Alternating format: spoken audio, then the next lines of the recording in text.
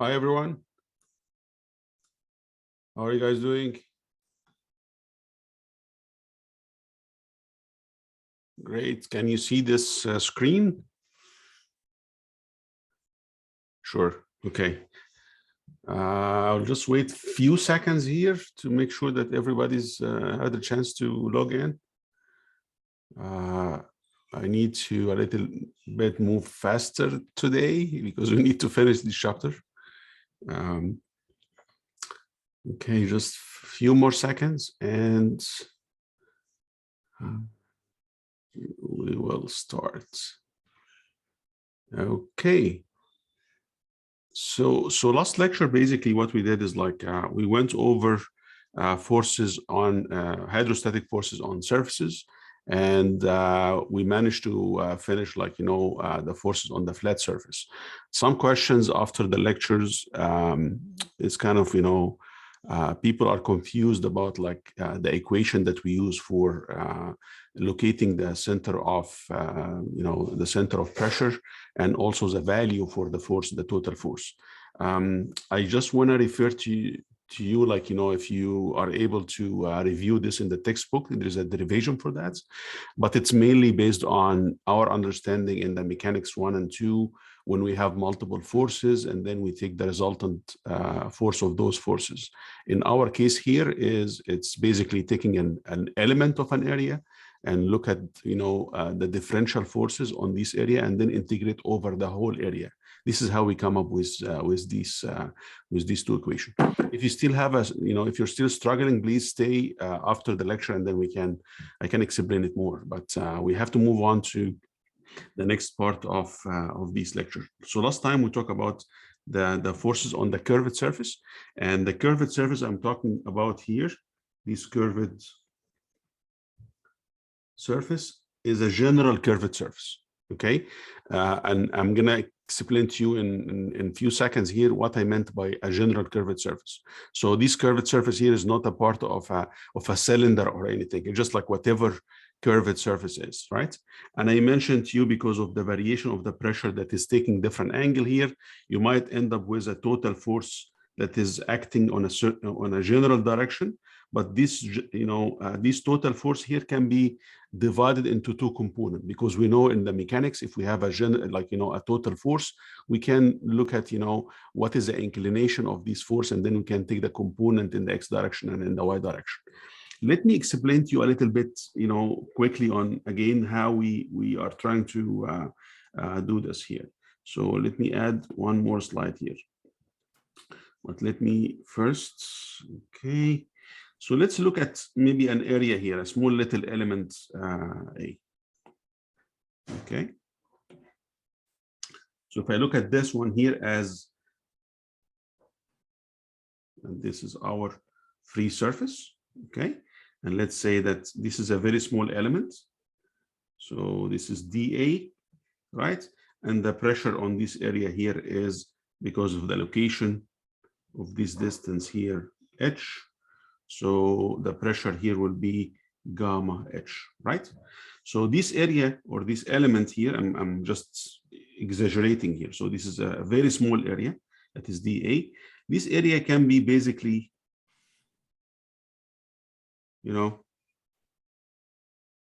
expressed in two terms. One area in this direction and one area in this direction, okay? So if you remember in the mass, even the area, so if it's an inclined area, I can take basically the area or the projection of the area in these directions. If I know the theta, for example, here, so I know this is basically our dA sine theta, and this is dA cosine theta, right? Or the differential of the element here. But again, this area here is very small. Okay. Now, instead of looking at the differentiation of the area and the forces here, because we know the force is equal pressure times area, or dF will be dA. So now I can say that, for example, here, this force here, I'm going to call it the horizontal force. And this force here will be the vertical force, right? And I'm gonna look at this side here as a projected area, right? Because it's gonna be the gamma h multiplied by this value here, okay? And then the horizontal force will be basically, it's gamma h times dA sine theta, and dF, this is horizontal, this is vertical, gamma h dA cosine theta, right? I'm just going through quickly about, like, you know, this derivation, but you can look at the small detail in your textbook. Okay, if I look at now at you know, in this side, I'm looking at a projected area. So imagine if you have another area here, another area here. So the summation of these projection, right? This projected area, another element here. So this projected area is as if you are looking from this side and get the total projected area and multiply by gamma h, okay? For F vertical, it is basically what? It is this distance times the whole gamma h, right? So it's basically what? This gamma h dA cosine theta is almost this gamma, and this area here is basically the volume, or this volume here, you know, between the surface and the free surface and like, you know, the curved surface, okay? And that's why, you know, when we look at a curved surface like this, we're gonna say, okay, we're gonna ignore that this is kind of a curved surface, but we're gonna look into the component of the force, okay? One component is looking at the projected area. So this is our projected area.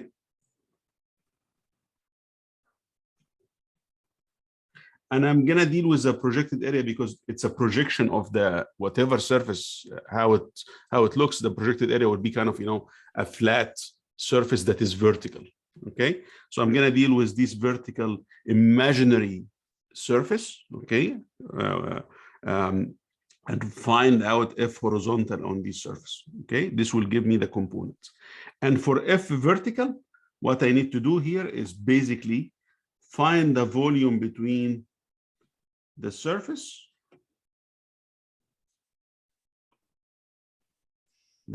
or the curved surface, and the free surface. I just need to find out this volume, okay? And you see here, basically F vertical here is the specific weight, right, of these fluids, or basically what I'm doing here is the curved surface is carrying the load of this fluid. So the fluid here, the weight of the fluid here can be expressed in terms of the specific weight of the fluid times the volume of the fluid at the top of the surface, okay? So as if this curved surface is, there are some component of the force that is acting in the horizontal direction, but the vertical force is coming from the weight of the fluid at the top of this surface, okay? And then I will basically like solve the problem to find out those components. And once I found these two components, what I'm gonna do at the end, I can find out the total force, you know, so if I find out F horizontal and F vertical, I can get, you know, so this is basically F horizontal, and because this is your center G, so this is B, right? So I can find out this F horizontal, and I also can find, sorry, it's not the best location. This F vertical, and in order to find out F total here, so F total will be the square root of F horizontal square plus F vertical square. And if I need to find out the angle theta of this total force, I can just take the tan inverse of F vertical over F horizontal. So, you know, unfortunately, this part of the chapter is relying on a lots of, you know, small little principles that you study, you know, you looked at in your mechanics 1 and 2 with a little bit of math as well, right? But this is where it comes from. So I only need to find out the projected area, right? to basically determine the horizontal force and deal with the projected area as as I dealt before with a flat surface. Find out the center of gravity or the center of area. Remember, we talked last time about in our course here, we are not going to give you, for example, like a gate or a surface that is non-homogeneous material and is like, okay, so most of the time the center of the area is well defined once you know the area, how the area looks like. So if the area is rectangle or right, you can find out the point where the center of the area is, right? And in this case, you need to find out the pressure at this point and find out your horizontal force accordingly, okay? So let's look at an example here. But before this example, I want to explain to you one more thing. Unfortunately, I have to drag myself into this, but it's very important information. So let me just add one here. If I have, for example, a curved surface like this,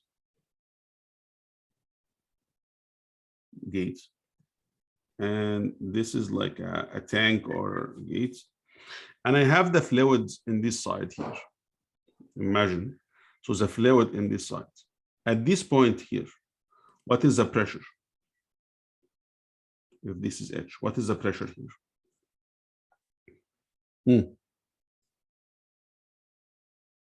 Rho GH, right? So the pressure here, rho GH. What is the direction of the force here? I'm going to put a line here because it has to be perpendicular to the area, right?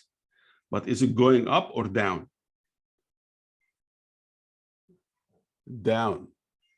How? Pressure is what? Towards the wall, right? Towards the gate, right? This is a gate here, right? So it has to go inside, right? So basically, how is what then? The pressure is a force going to the surface, okay? Right? So then up, right? So basically I have rho GH or gamma H here, and it's going this way, right? So when you look at the components here, all the component is kind of going because the curved surface is this way, all the component is the summation of this. Again, at another point here, it will be this distance, right? Which is this distance, which is this distance, right? As if I am calculating this volume, right? But the vertical force total will be, if vertical total will be in this direction, okay? So the location of the liquid from the gate or the curved surface will define the direction of the vertical force. All the forces is coming like this. That's why the inclination of these forces, happen to be in this direction. That's why the vertical total force is this. While if same exact problem, and I have the gate here,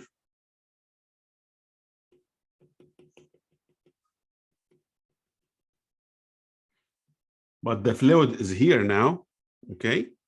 So the fluid is in this side. So same location of H will give you a force that is acting on this direction. So rho GH. So now if you have multiple of these forces here, in order to find the total vertical force, you're gonna basically find out this volume, and your vertical force total will be acting in this direction, okay? So the direction of the vertical force is always, of course, for the flat surfaces, there is no vertical force, but for the curved surface, it depends on the curvature of this surface. If the curvature this way and the fluid from this side, you might see the total component is acting upwards, depending on the location of the fluid. So now let's get into the problem that I was talking about here, okay? So I have a hemispherical dome here. So I have a dome here, like it's a spherical kind of shape, okay? And in the middle of this dome, there is like a small little cylinder, attached to this. So basically what I have here is something like this.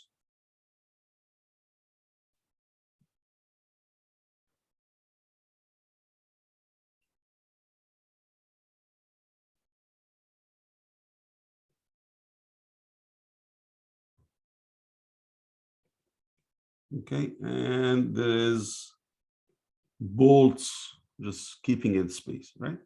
So this is kind of a spherical kind of shape tank or something, and then in the form of the dome. The weight of this dome is 30 kilonewton, and it is filled with water and attached to the floor by 6 equally spaced bolts. So I have bolts here, so I have equally spaced bolts all over the around the circumferential of these dome. Okay, what will be the force in each bolt required to hold down this dome? Okay, first of all, my question to you: if I remove these bolts, what will happen to the fluid? If I remove those bolts, if I don't really hold these bolts in place, what will happen?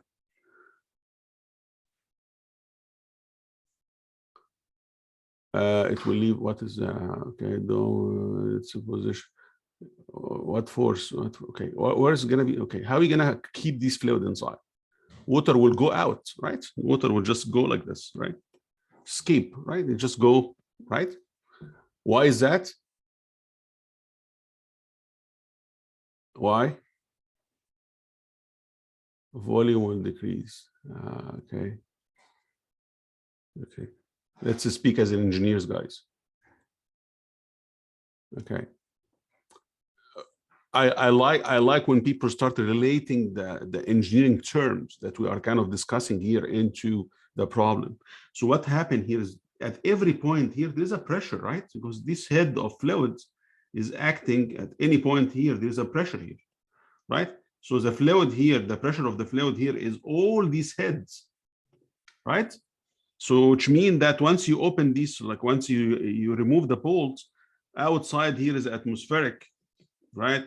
Pressure here is high, so it will basically the fluid will go, right? Just basically escape from the bottom, right? Because under the pressure, right?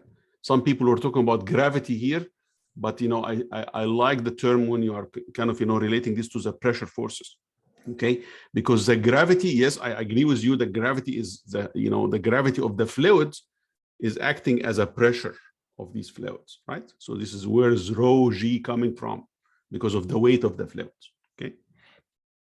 Okay, so let me just, okay. So in this case, I need this bolt to keep this in place. Okay. At this point here, what is the pressure force? Can you tell me? This is a fluid. Let's say this is H.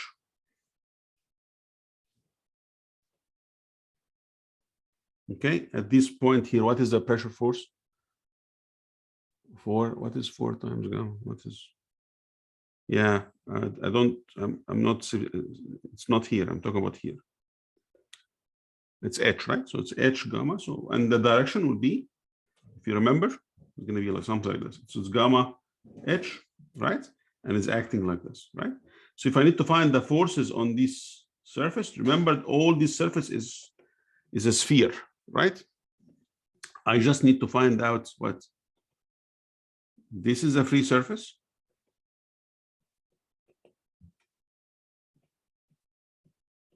And this is the volume of the fluids that I'm talking about. But the fluid is not there.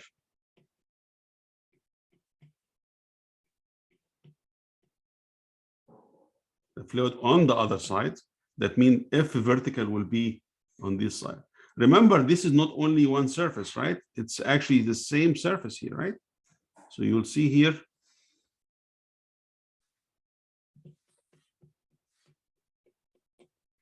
this surface is one surface, okay? This surface, this whole surface here is one surface, okay? Okay, so which means that I have a vertical force that is acting upward in this case because of the pressure forces coming from this direction, okay? Just like, I'm just trying to explain how we can look at this problem. First of all, what kind of forces in the bolt here? What forces in order to keep these bolts are in place? Do you think like, friction? Come on, guys. What friction here? There is no friction, right? This is hydrostatic.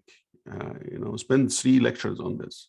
Hydrostatic, there is no motion between the fluid particle, there is no friction forces, there is no shear stresses. Okay, I think I have to go. I have to move on, right? And maybe you can discuss this after the lecture. But we started this chapter saying that there is no shear forces for these static, right? It's hydrostatic forces. Okay, so now, what 2 forces we have for a curved surface is vertical and horizontal. Do you think we have a horizontal force here? Do you think that any of these bolts carrying any horizontal force? Why? It's asymmetrical. I like that. Okay, so because this is a symmetrical dome, so all the horizontal forces will cancel each other, right? So which means that I don't have to even to worry about calculating the horizontal force, right? So basically, all the forces in this direction will be equal to the forces on the other direction, right? So the same location here, you have a force in this direction and force in this direction. If you take the component here of the horizontal, it will cancel each other, right? F horizontal 1, F horizontal 2. But how about F vertical? F vertical is basically adding, right? So all the forces in all direction, all the vertical forces is added to, adding up in order to create all the total vertical force upwards. Okay, so now in order to say that, for example, now I have the weight of this dome, right? So the weight is 30 kilonewton. Okay, I have 6 bolts here. Okay, so if I look at this, so I have vertical force that is going upwards. Where do you think this F vertical will act? What is the line of action for this F vertical? Upwards. Where is the center? It's in the middle, in the center, because it is a symmetrical kind of, symmetrical kind of shape. So we are expecting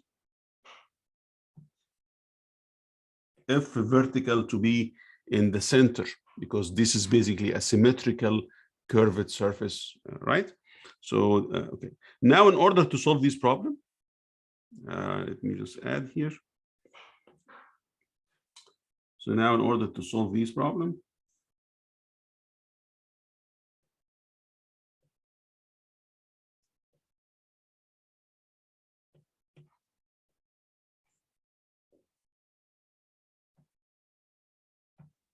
okay, this is a different color. This is a free surface. This is an imaginary free surface. I'm just trying to find the value itself.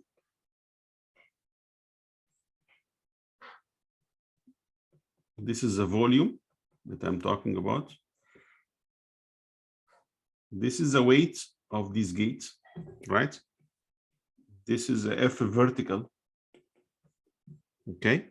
What other forces I have here in order to look at this total balance for this hemisphere? Okay. I will have some forces of the bolts, right?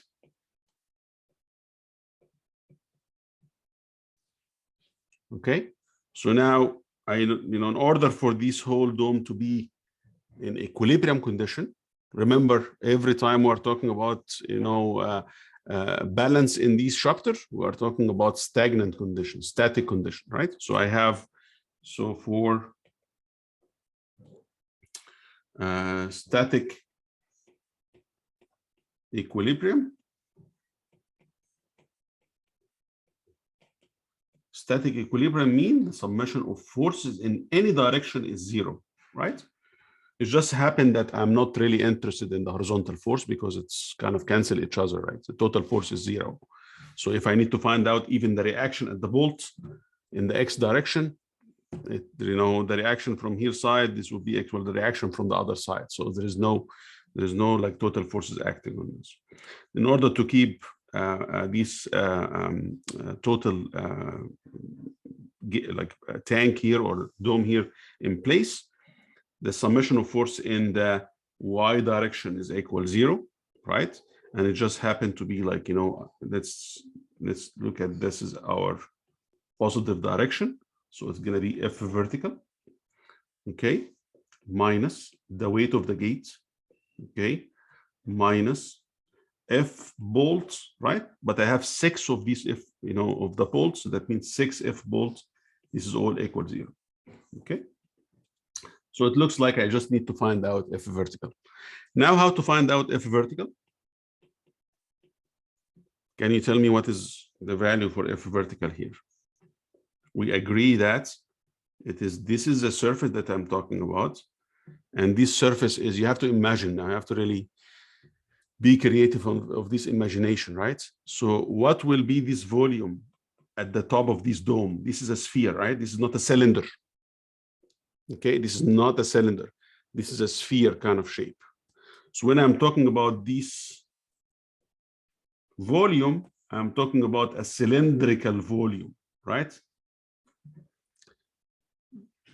Right? So this whole volume is cylinder minus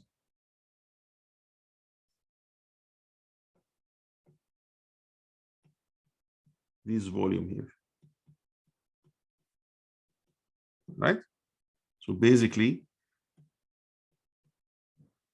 and I can just do this, so you know what I'm talking about. So this is the volume in this direction here to the free surface. So it is gamma times this volume, right, of the cylinder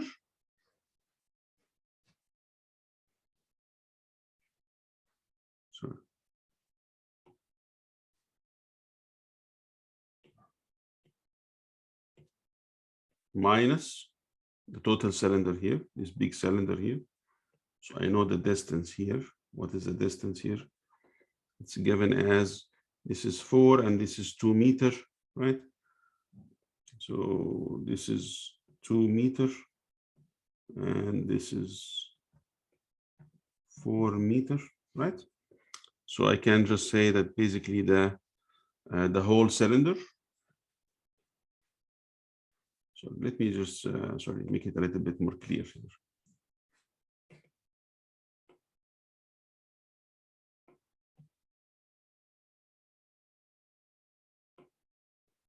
This volume of this cylinder, that is about what total is 6 meters. The diameter here is, you see this diameter here is 2, which means that this is, right, this is 4 meters, right? Minus this hemisphere, right? This volume of the hemisphere, which is, this is 4 meters, right? Minus this part here, this cylinder, the small cylinder here, minus this volume of the sphere here, which is 4 meters, and the diameter here is given as 3 centimeters.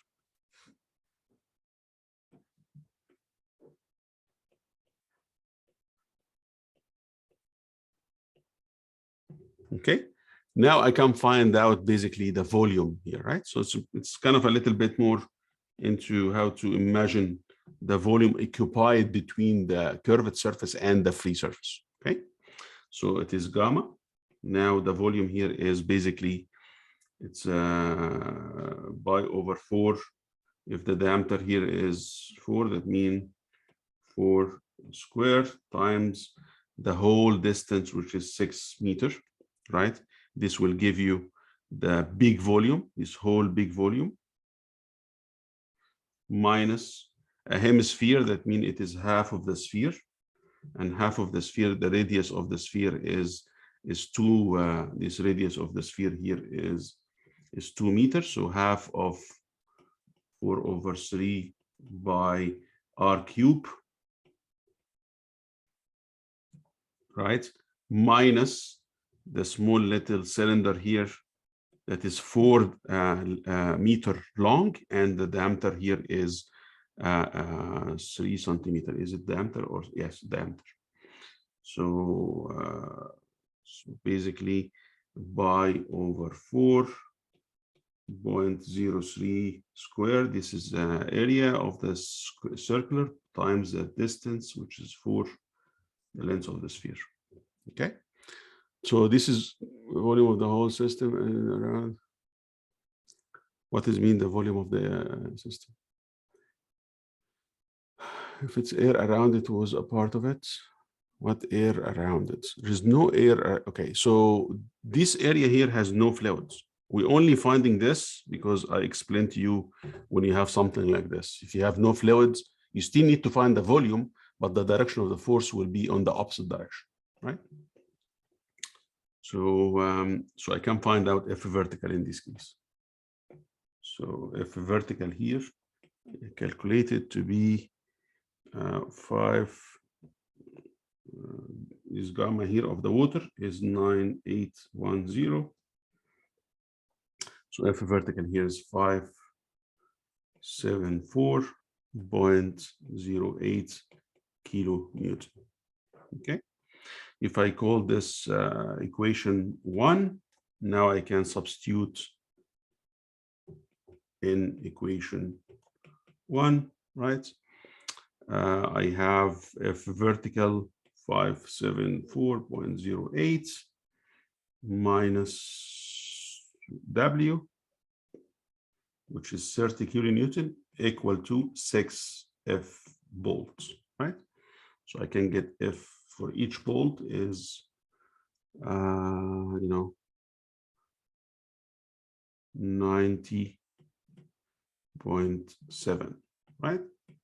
If I, if for any reason that you take the direction of the F bolt in the opposite direction, we kind of, understand how things work here. And that's why I put F vertical or the bolt here down, right? But for any reason, if you put it in any direction, let's put it vertical, for example, and you get the final value negative, that means it is basically on the opposite, in the opposite direction, right? It looks like for each bolt here, he has to carry 90.7 kilonewton. Okay. I don't have to tell you, like, you guys are expert in this when you talk the mechanics. Now we can make some design, consideration when you have now the force for each bolt. So you can imagine now if I have a design problem like this and it involves the fluids, let's say, for example, store the fluid in a tank or something like that. Okay, now you know exactly what force is on your bolt, and that's why you can size your bolt in order to withstand the forces acting on this. Okay. Okay, so this is basically, and again, the solution here from the solution manual. You see here. That's why I don't like when we are posting the solution and there are some equation that you put the number there, right? That's not the right way to understand how those problems solve, right? I don't mind spending time going over those small little steps, because this problem doesn't have to be the same thing, same problem for other application, for other reason, or like, right? So you might just have a general understanding about, like, the topic itself, and then you go step by step in order to do this analysis. Okay.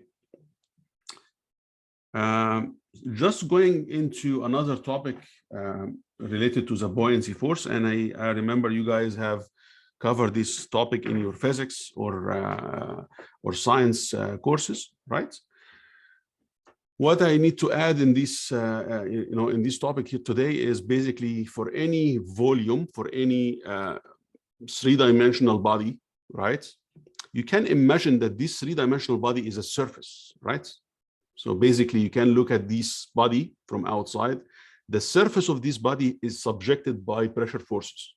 So you have a pressure forces that is basically at every single point around this volume. So if you look at this, for example, a certain volume, right? So this is the volume I'm talking about. And you now understand when I talk about the, the pressure, the vertical forces on the surface, right? the value itself is gamma times the volume, right? Between the surface and the free surface of the fluid, right? But the direction of this vertical depend on if the fluid at the top of the surface or at the bottom of the surface. If it's at the bottom of the surface, that means it is going upwards. If it's at the top of the surface, that means it's going downwards, okay? So it looks like, I have two parts of the system here. One part, which is, I can divide this volume of the body here as one at the top here. And all the forces is acting like this. Okay, so it's acting on this direction. That means you are expecting the total vertical force to be basically acting downwards, right? So if I look at this now, so I can say that this is basically the volume here, right? So if vertical 1, it is basically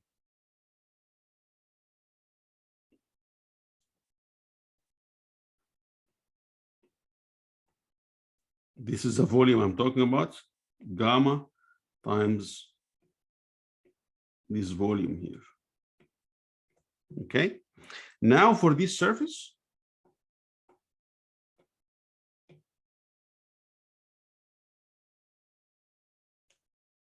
all the forces is acting on this direction, right? Which means that I need to find out this total volume. Okay, and now F vertical here will be acting on this direction. Okay, so which means that basically F vertical 2 will be gamma, and then you will have something like this, right? So all this volume is that. This is a volume I'm talking about. Okay, it looks like what will be the F vertical total? Which one is bigger first? Let me ask you this question. Which vertical force that is bigger? Yeah, some people say 1 and some people say 2. More? Everybody 2 or 1? No more ones? Okay, it's 2, right? Because basically the volume 2 is bigger. So it is actually including even volume 1, right? So it's basically what?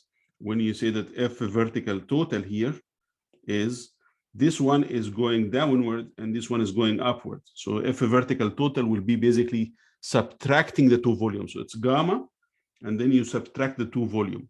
What do you think the subtraction here? What will be the volume here? When you see these two volume here, the difference between these two volume is the volume of the volume of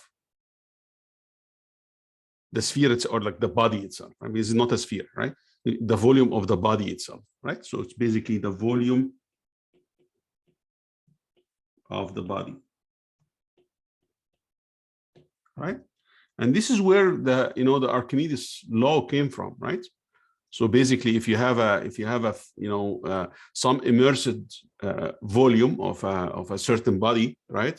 It is the hydrostatic forces is coming from the pressure, the forces acting on this body is coming from the hydrostatic pressure forces acting on the surface, right?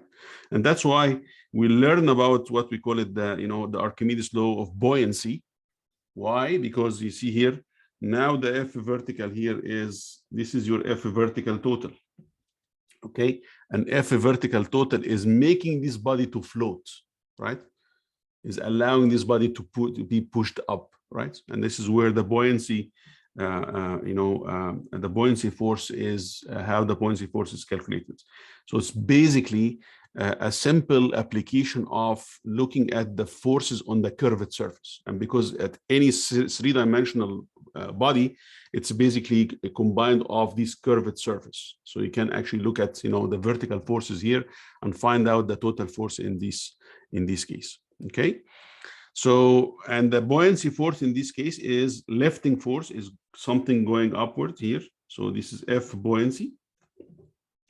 And this is again gamma of the fluid, or rho g, same thing. And we call this is a displaced volume. Why you call it displaced volume? Because sometimes you don't have a completely immersed body. You can have like, something like, for example, something like this. You see here, now this is a free surface.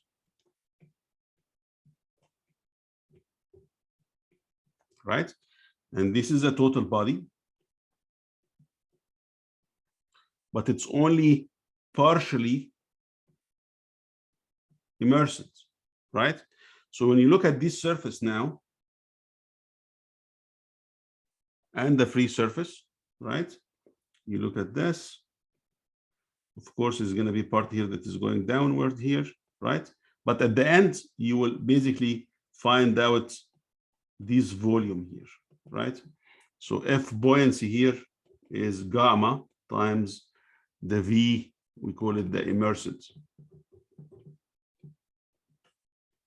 Okay. So V immersed here mean the volume between the body here and the free surface. Okay. And of course, the center of the vertical force, it is basically depend on how the shape of the body is, right? What is the center of gravity of this whole body? Is it dependent on the immersed volume or dependent on the total volume of the body? I'm talking about the center of gravity. Is it related to how much is immersed or its total volume, right? Places. So basically, gravity force is acting on the center of the whole body. So if you have, for example, a person like as you see in this left picture here, we're talking about like somebody is, diving. The total body of this person is having a certain gravity or a certain weight, right? If the whole body is, immersed, right? So it's going to be some center of this volume as well that might be, depend on the area, how the area looks like, right? You will find something, what we call it, the center of buoyancy, okay? And what you need to do in order to have this person going up and down is basically having, a certain kind of, changing your density of the, your equipment in order to do this. So you're going up or down based on that, okay? So you allow some of the forces is to be a little bit higher so you can push yourself up or down, okay? I'm not going to talk about, we are not going to cover the stability in this course. That's not part of our most important thing to do. We have other things to worry about. But to give you an idea about the stability for ships, right? It is basically related to what we covered so far. You have a ship that is, floating like this, right? So you might have a center of gravity for the total weight is acting downwards, and depend on this volume that is immersed, you will have what we call it the buoyancy force. So this is a buoyancy.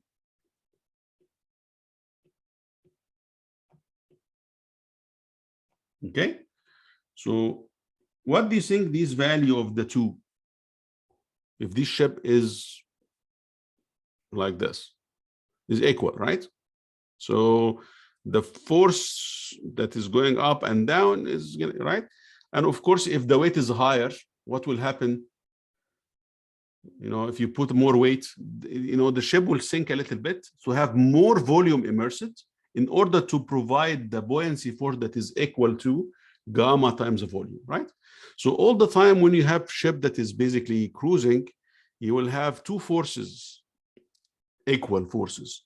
One is going down, which is the gravity force or the weight of the of this body acting downwards, and you have a buoyancy force that is acting upwards. Okay, where is the center of buoyancy should be?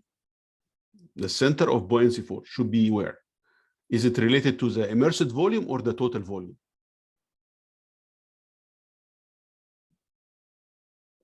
Exactly, right? So I have to look into what volume immerses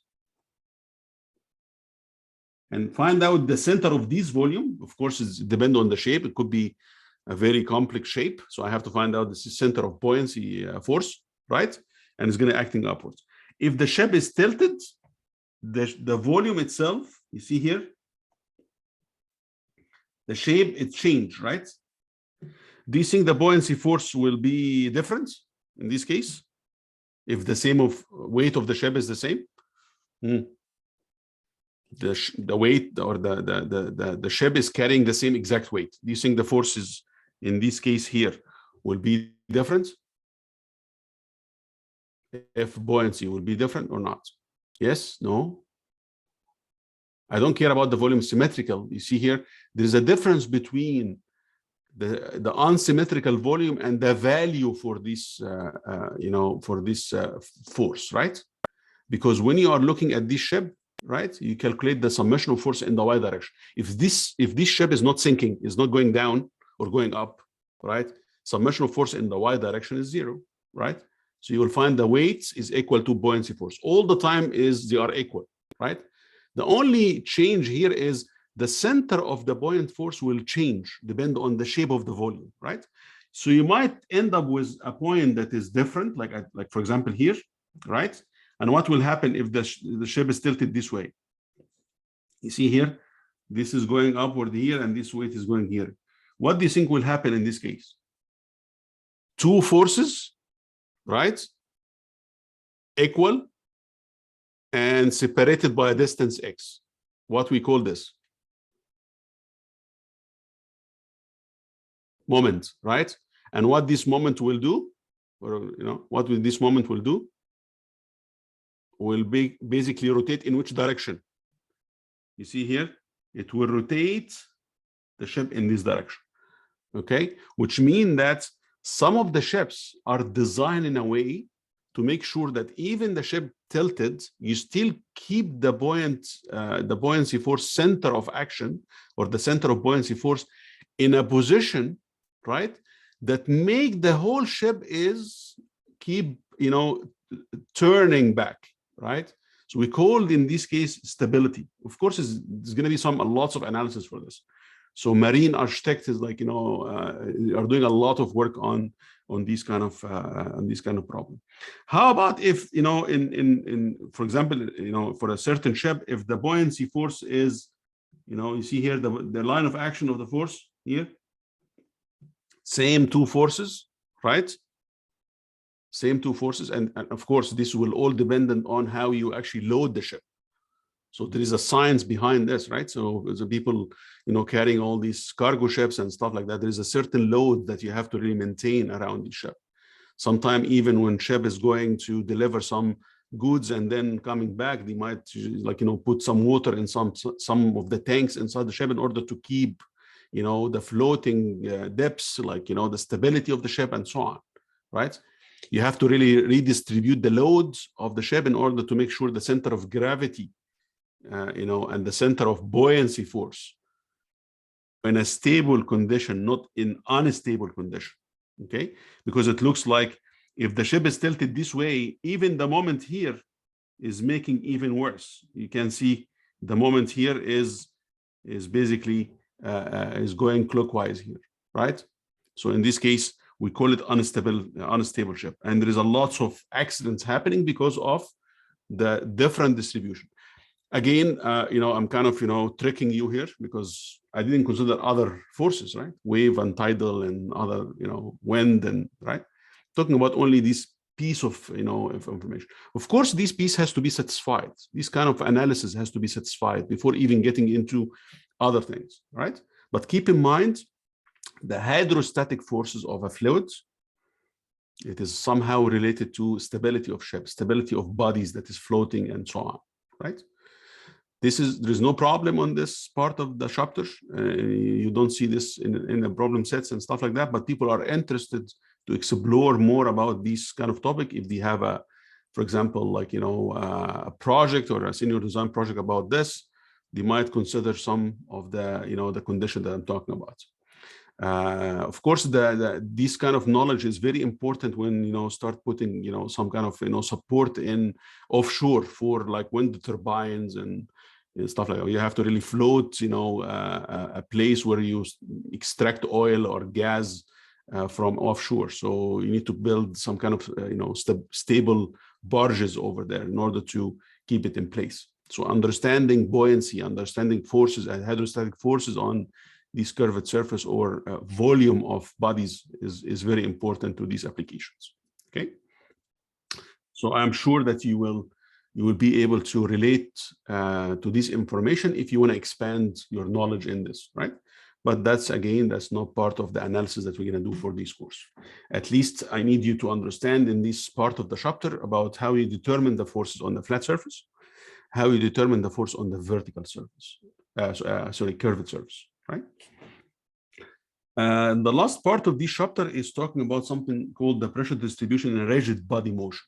Okay, I promise you that every time we look at any of these analysis, we kind of relate it somehow to simple general application that we see every day in our life. So, for example, transportation of fluid in tanks like this, like, we've seen many times, like trains is kind of, carrying, a load of shipment of, crude oil or any other type of fluids. Okay. We consider in this case, the whole fluid is moving as a bulk, right? Do we have shear stress between the particle of the fluids? In this case, in general, of course, the fluid is stored in this tank. Do we have any shear forces? Right? Because this fluid is not flowing and is not moving with respect to each other. It's as if you are talking about the whole bulk of fluid moving in a certain direction, okay? Same thing, like, what is the application when you start filling, containers, like, for example, lots of food industry is basically what is in order for like filling these kind of cans here, you will have, okay, let me just do this. You will have a fluid that is, basically filling this tank, and then those belt is moving, right? And then stopping, moving and stopping. So the other cans will come and then fill and then move, and right. So all the container for this food is, in any industry is somehow, is talking about transportation of rigid body of the fluids, right? So you have to make sure that you understand what will be the action that you will get out of accelerating fluids in a certain direction, okay? But again, there's going to be no shear forces, right? So we're going to find what we call the pressure distribution due to the action or the acceleration of these fluids, okay? And the analysis again, I'm not going to spend again time to drive the expression for these forces, but I will tell you, for example, a simple example. When you have a tank and this tank is, let's say partially filled with fluids, and now you move this tank not with a constant velocity, but with an acceleration. You accelerate this tank. You start from zero and then you accelerate. Do you think the surface level or the surface of the fluid will stay, or like, as it stands? Okay. What do you see in your life? You will see some inclination of these, right? Of course, waves and stuff like that, right? But you will see some kind of inclination, right? It's the same thing when you are actually, drinking a coffee in an open cup, and then you drive and then you stop or accelerate, you will see that your coffee will be spilling, right? Simple, right? What's happening in this case is looking at an element of these fluids.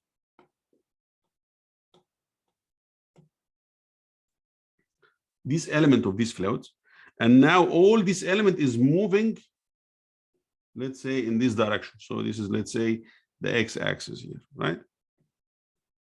And because there's going to be some acceleration difference, you remember the second law of Newton, summation of force will be equal to mass times acceleration. Now the mass I have here is the mass of the fluid.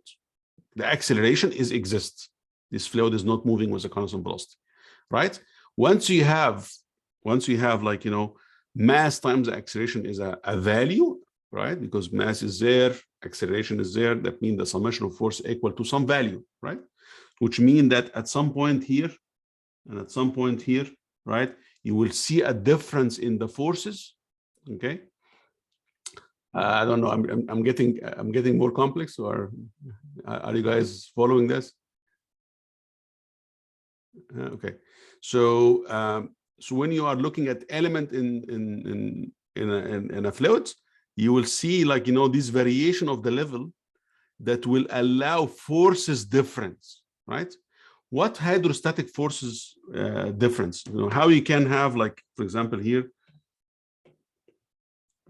a tank like this and a fluid like this, okay, between this point and this point, in order to have force 1 and force 2, this is accelerating.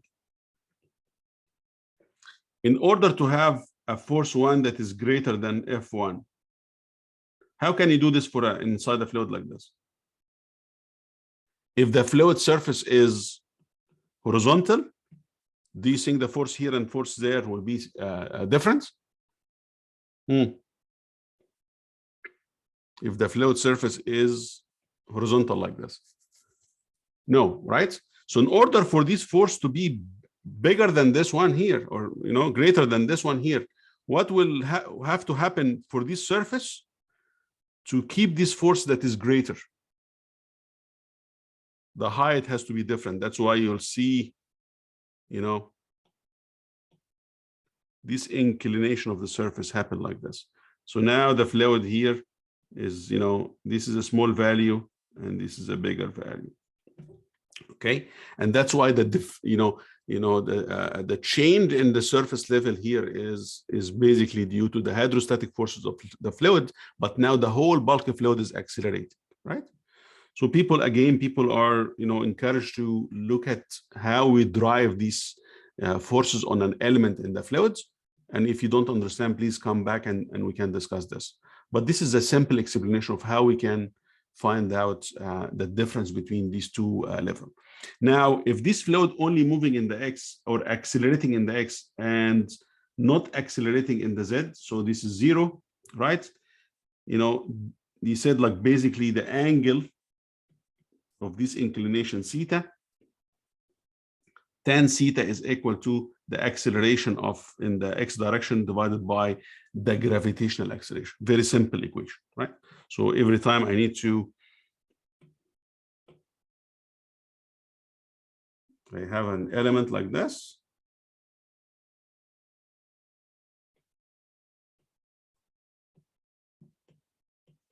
Right?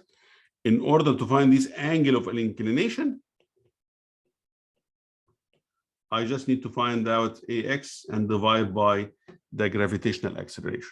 Okay, so this is the value basically of the angle of inclination of the surface. Okay, remember the acceleration could be positive, could be negative, right? Depend on if you are accelerating or if you are decelerating. What will make any difference here for this, like for example here, for this?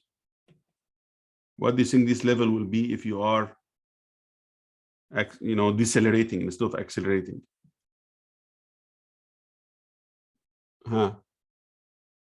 If you change the sign of this acceleration, okay,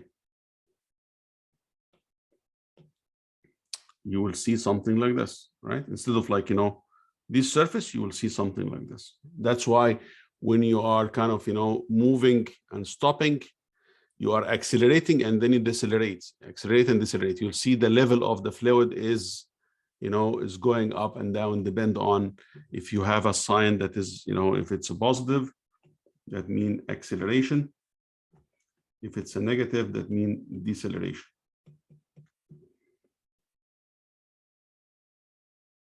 Okay. So let's look at this simple problem here, right? So we have a cup of coffee, right? A drag racer basically rests her, her coffee mugs on a horizontal tray while she accelerates at 7 meters per second square, right? It looks like, she's accelerating on this. She's putting this on the tray. It is open, right? Of course, on all these cases, this is open to atmosphere, right? This is open to atmosphere. And in a few seconds here, I will give you an idea if this is closed, what will happen.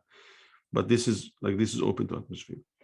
The mug is 10 centimeter deep, right? The whole mug is 10 centimeter and 6 centimeter in diameter.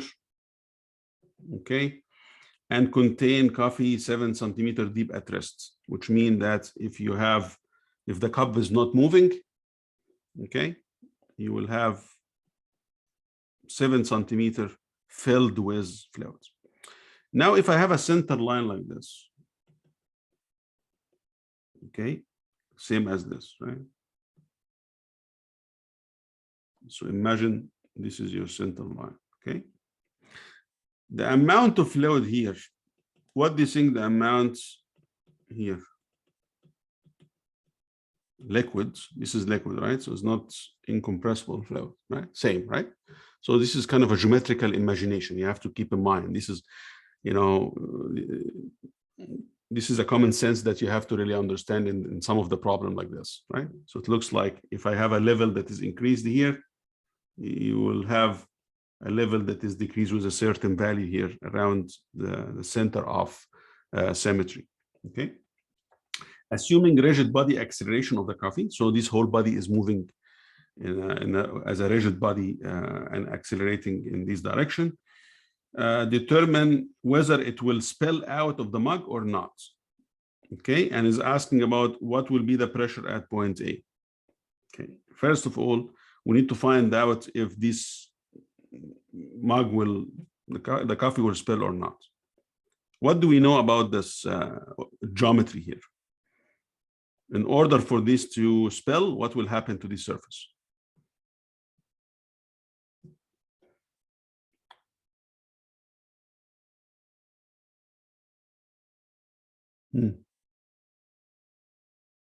Okay. Z has to be more than 3 centimeters, okay, to spill, right?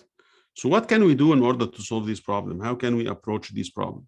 The only equation we know here is the relation between the level of the fluids, right, in terms of the theta or the angle, right, and basically, like, you know, the acceleration parts, okay?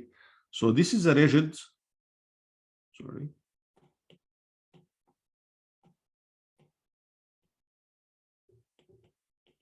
rigid body acceleration,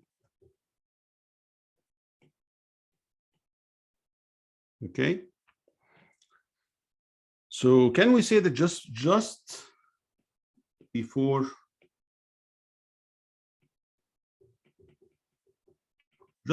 spilling, what is just before spilling? Can I say that the level of the fluid is like this, right? Just before the spilling, right? So there's going to be some angle here, theta, right? Okay. Can I find this angle?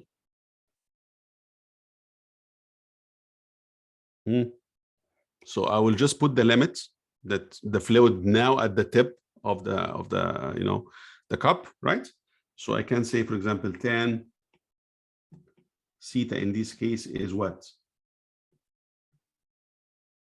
If this goes to 3 centimeters, so what do you think this value here? 3 as well, right? So tan theta will be basically what? This distance, which is, I don't know, okay, right? So what in this case, of course, like this is 6 as well. Yeah, so people, like, you can get this angle as well, that's fine, right? It's a more of a geometrical way of looking at it, right? So if you're looking at this theta here, that basically it is 6/6. If you're looking at this angle here, it's 3/3, same thing, right? Because this is distance is 3 as well. So theta is 45 degrees. Okay. So this is your angle where, you know, something will happen after this angle, you know, basically it will spill. Now for the case that is for the given condition,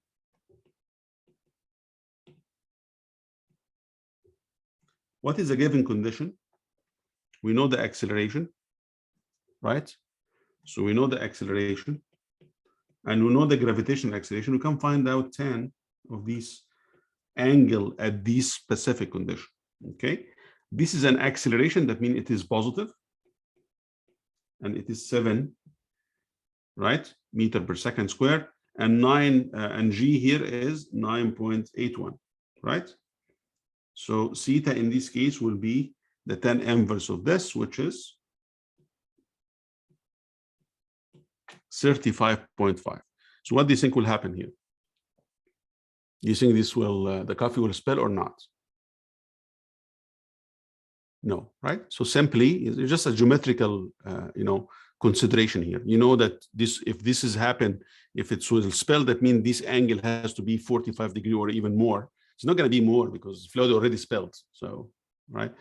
So things will, will be totally, change when this has happened, because some of the fluid will spill out, right?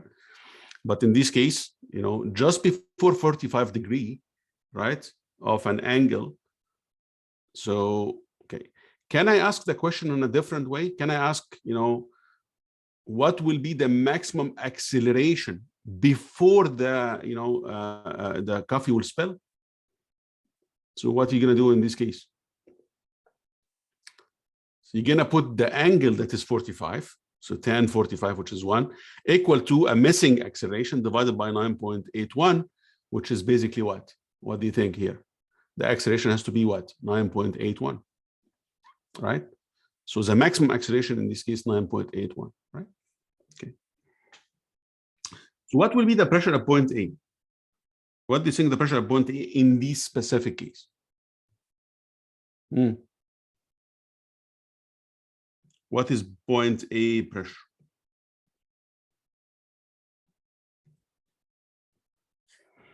Hey guys, rho GH, right? And in this case, what we have actually, we have a long part, all this part, if the fluid is, occupied in this case, you will have all this head of the fluid, right? So it looks like it's rho GH, and H here is your H of the cup total, right? Because the fluid exists in this whole distance here.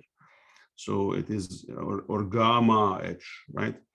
So in this case, a pressure of point A is gamma of the fluids times H here, and H here is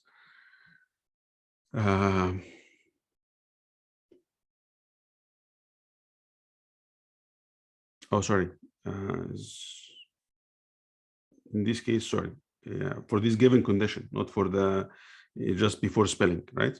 So let me just read this. Calculate the gauge pressure in the corner if, okay, at this condition, right? Just add the 7 meter per second square. So what I need to do here?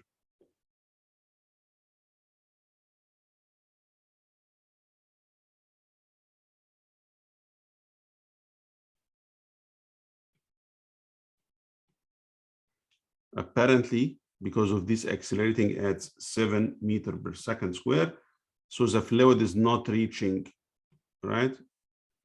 Because the angle here is 35.5, it's not 45, right? So it's going to be some value here, right?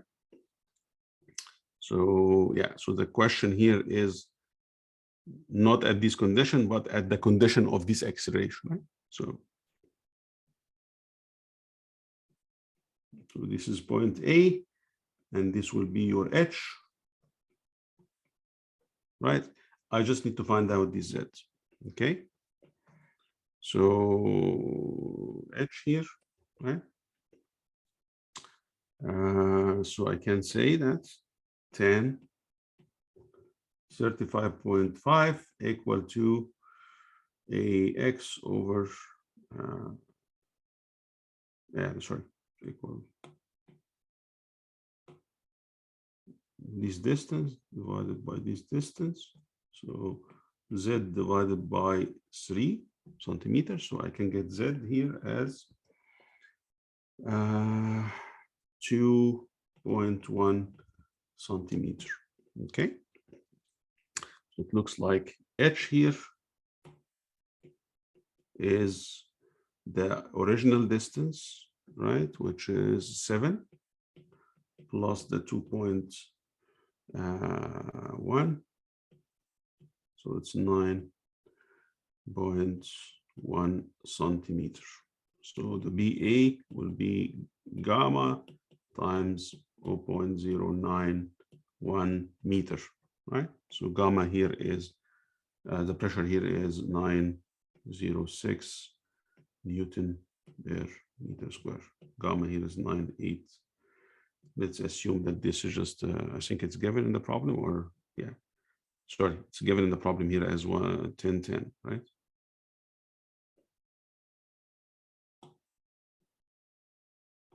Slightly higher than just water. Okay. So what happens if the acceleration is not really a linear acceleration? It is a rotational acceleration. Okay. And many applications for this. What will be, the acceleration that I'm talking about here? When you are kind of steering, the sugar in your cup of coffee, what will happen to the edges of the fluid?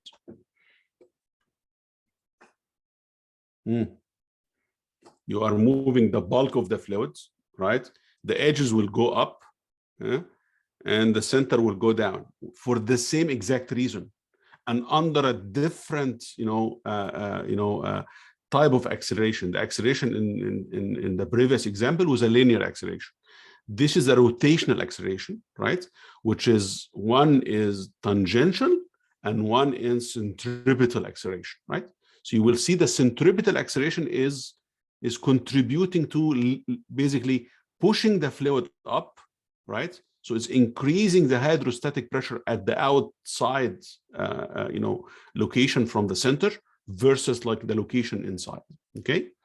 Again, we don't have time to really go over the derivation of this elemental derivation, right? But at the end, I can just talk about two elements in the fluids, 2 points inside the fluids. Okay. So for any point here and point there, the difference between the fluids heads will be function of the radius of this point. So if this is point 1 and this is point 2, right? The difference between these 2 points in terms of the head of the fluid is a function of the angular, speed of this rotation square times the radius square divided by 2g. Okay. Again, many applications for this. All the food processing industry is using mixer in order to mix different kind of fluid with different ingredients of these material. So you will see a lots of application where you are actually steering this. The application for pumps, when you have a centrifugal pump, like, right? We're going to talk about this in chapter 11. When you have a rotational element that is rotating in a casing. So what will happen in this case? It's going to push the fluids far from the center, okay? And in order to push the fluid far from the center, it will go, at the edge of the container. Why this is important? Because I need to find out, for example, in this case, what is the tank size? Because I'm doing mixing. In order to avoid spilling, I need to find out what will be the maximum rotational speed inside this tank in order to avoid, spilling from the top, okay? So the difference in the hydrostatic pressure between 2 points inside the fluid, and this whole fluid is moving as a rigid body, is not moving with respect to each other. Of course, we are simplifying things, right? You are not talking about the shear stresses that you are creating and motion of the, the mixer versus, the fluid, right? I'm kind of considering the whole fluid is circulating in an angular acceleration or angular speed of it. Okay. The difference between these 2 points here will give you a head of the fluid that is function of omega square, or right, r square divided by 2g. If the center of the point 1 at the center and the point 2 at, for example, in this case is at the maximum radius. There is additional geometrical consideration, and this is from the mass. When you have a cylinder and you have a parabolic, this is a parabolic shape. When you have a parabolic shape that is of a second order or second degree parabolic equation, you will see the volume here is equal to half of the volume of the surrounding cylinder. This is a geometrical consideration that is based on the mass that you have maybe studied in the past, right? But again, this is a geometrical consideration. But the hydrostatic fluid consideration we're talking about here is when you apply summation of forces, but now is equal to mass times the acceleration. And the acceleration that we are talking about in this topic here is a centripetal acceleration, which is function of omega square r, right? And now you have to also multiply by an additional r for this direction of forces, and you end up with an equation that is basically giving you a relation between the head difference between in a fluid that is rotating as a bulk of fluids versus, like, you know, the angular speed of this fluid. So let's look at this problem so you can at least imagine what I'm talking about here. So I have a 2U tube, right? And the center of rotation is not at the main center, okay? It's not at the symmetrical. So this is a symmetrical shape, right? The rotation here happened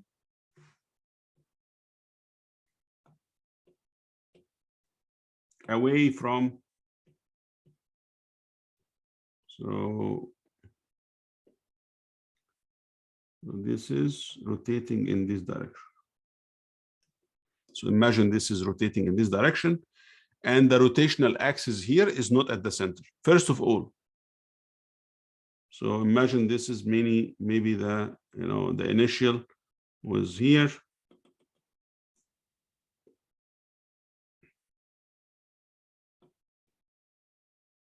The initial was here. Now what happened here? Because this is non-symmetrical condition. So what will happen here?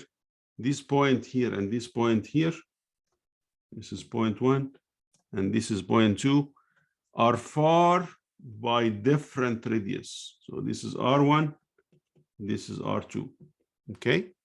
So do you think the level in both 1 and 2 will be similar when you are rotating this with an angular velocity?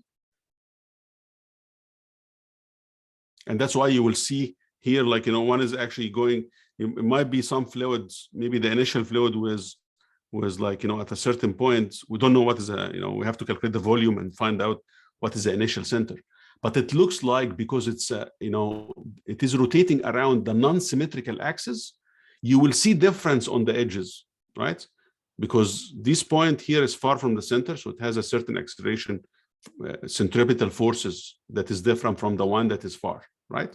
But you can apply the same kind of, you know, principles. So in this case, what we're going to do is basically looking at, if I took at, let's say, for example, at any point here, this is H1 and this is H2, right? So if you take at any element in the fluid, so the point 1 and point 2 could be any point, here and here, here and here, here and here, any point, okay? So you will see the level here and the level here is different, right? And why is that? Because H2 minus H1 here is basically function of omega square R2 square minus R1 square divided by 2G, okay? You see the level here, the level between H1 and H2, right? It is generated because the radius 1 and radius 2 are not, you know, are not the same, right? So, and you'll see that this is the angular velocity in this direction, okay? So if I have 2 points in general, I have the general equation given in this form, right? So if I look at the center, if I have a point here at the center, and this point here, for example, this is point 1 and this is point 2 Roman. What do you think between 1 and 2?